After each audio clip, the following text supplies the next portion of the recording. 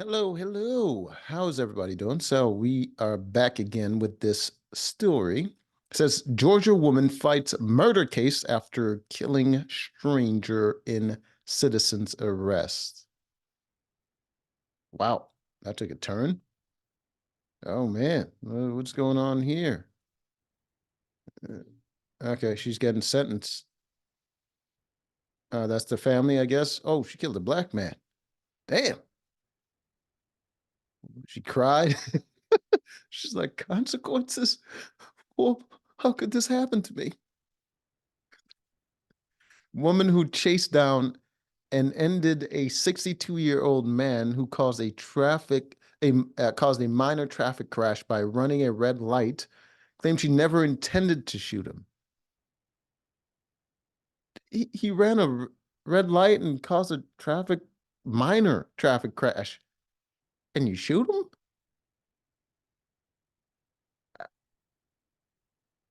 Only to take down his license plate number. Okay, so she said she intended to shoot him. She only ran after him to take down his license plate number for a 911 dispatcher. However, witnesses told a different story at story at 25-year-old Hannah Payne's murder. Hannah Payne.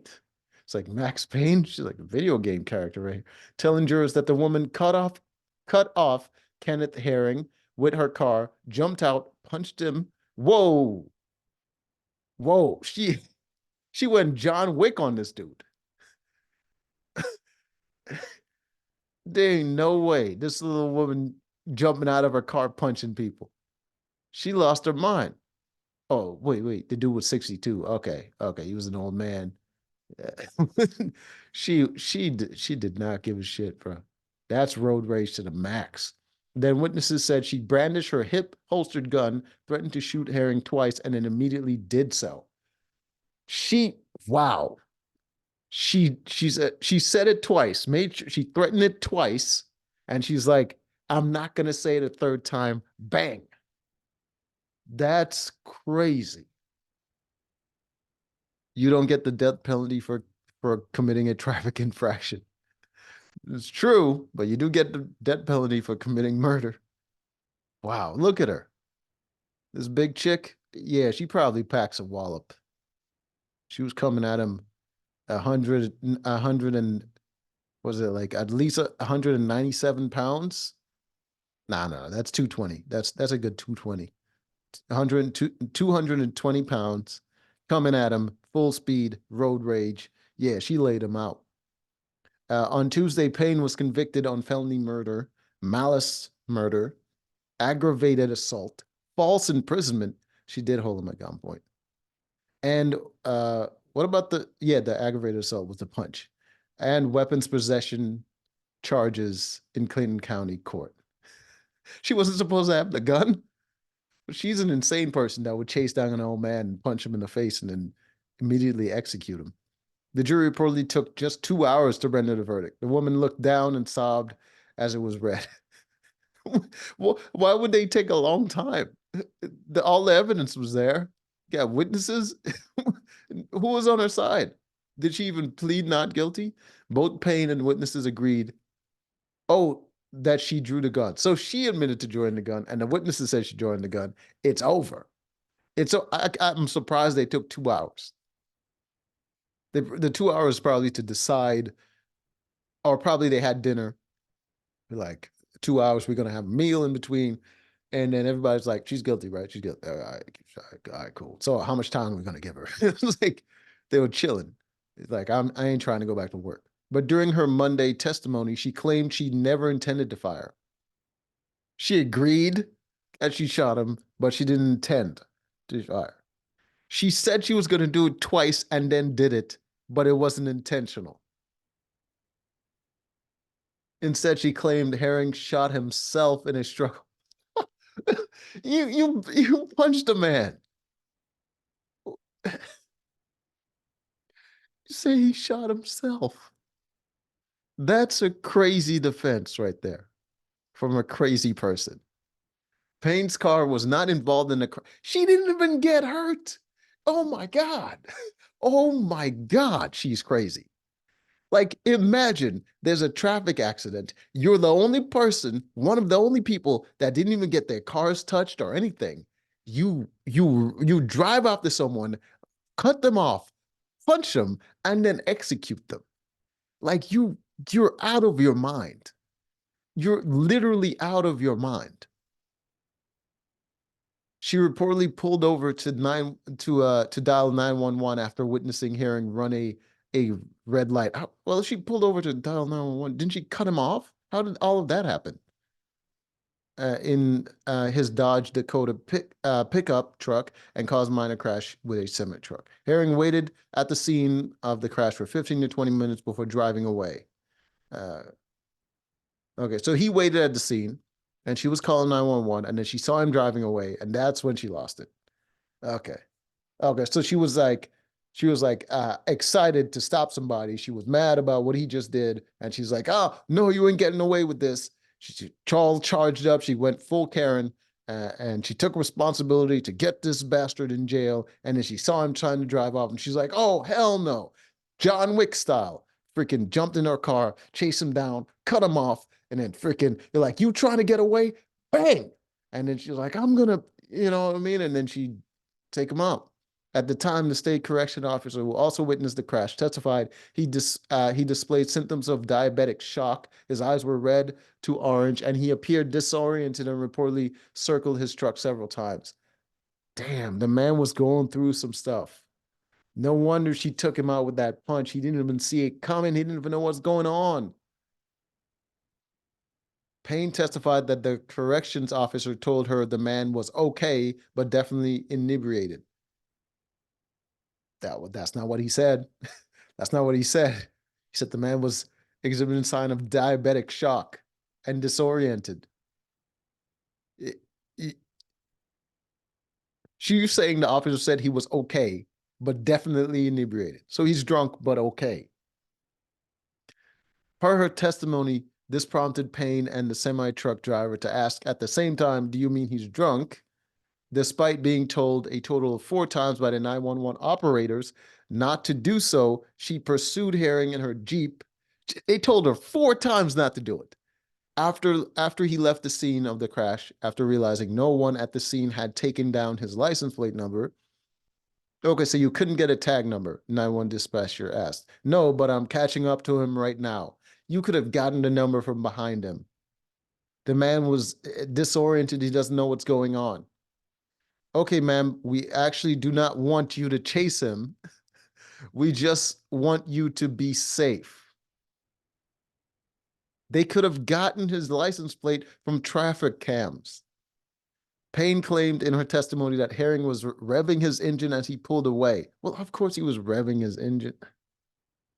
He was in a like a freaking Dodge truck. Like, yeah. Uh, but how does that defend you? He is drunk. I'm not. Payne told the dispatcher. What?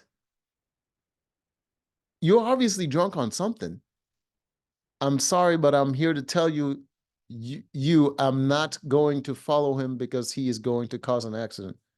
I'm sorry, but I'm here to tell you I'm not going to follow him. Okay. So she's basically saying double negatives.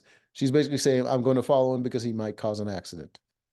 Um, it looks like you cut him off, which could have caused an accident. Payne would tell the court she was under the impression with having 911 on the phone that she would be a messenger. I'm sorry, what? She also told the court that she understood the dispatcher's instructions to disengage as suggestions.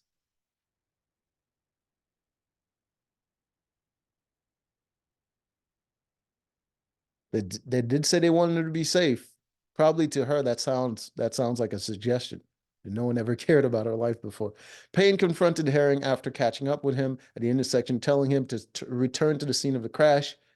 We're loud. It's near an interstate, and it's busy. It's a busy road, and I can't hear what he's saying to me. But you punched him? But I'm getting closer to him. I hear him ask me, "Who the f am I?" Yes, he's confused. She said, He then knocked her phone out of her hand and then later reaches out of his truck to grab her by her shirt. You did kind of cut him off in your car, and he doesn't know who you are. And you're probably in his face yelling at him with your phone while you're on the. He ripped the shirt with the force of his grab, she claimed, and dragged her along with his car when he mashed the gas.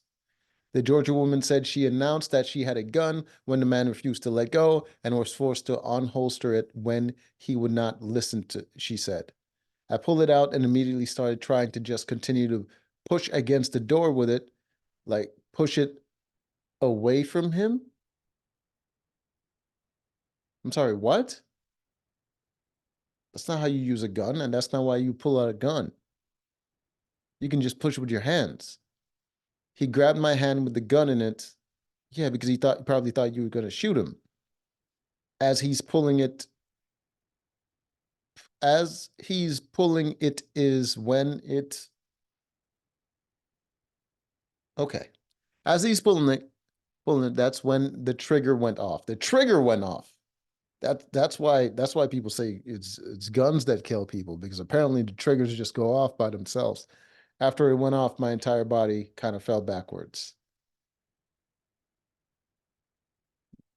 That doesn't look like she's being dragged at all. That woman is firmly on her feet with a gun in her hand, and this man is trying to escape her. Wow. Based on witness testimony, prosecutors refuted the claim she's using deadly force. She wasn't faced with deadly force. District Attorney Tracy Graham, blah, blah, Tracy Graham Lawson. You cannot claim self-defense and use deadly force unless you're not the initial aggressor. She is. She was. She was. She came at that man hot and heavy. After shooting the man, per the recorded 911 calls, Payne asked that an ambulance be sent to the scene. In the body camera footage captured by responding police officers played for jurors, Payne said that she was overwhelmed, scared, and didn't really know what was going on. What? You chased the man down. Clearly, trying to do the right thing is not the right answer, Payne said. The right thing? It was insane. This is not some killer. This is some murder. Tucker said in closing arguments. Who the hell taught this man how to speak? This is not some killer. This is not some murder. Okay, okay. There's more to it. Okay. She's some young girl who got caught up in the wrong situation. Young. That woman doesn't young at all. She didn't get caught up. She drove to the situation. Like, she was one of the only people that didn't get caught up. She caught herself up in it. And she's an adult. In her mind, she was a young individual trying to help out. No deed goes unpunished. No good deed goes unpunished. What was the good deed? Everything she did was unnecessary. Herring's family was photographed rejoicing after Payne's verdict was read, and told blah, blah, blah. Did a shot. When I heard the first verdict, I knew, okay, we get it. We get it. You guys are happy. Yeah, she killed that man. That was unfortunate. Anyways, until next time.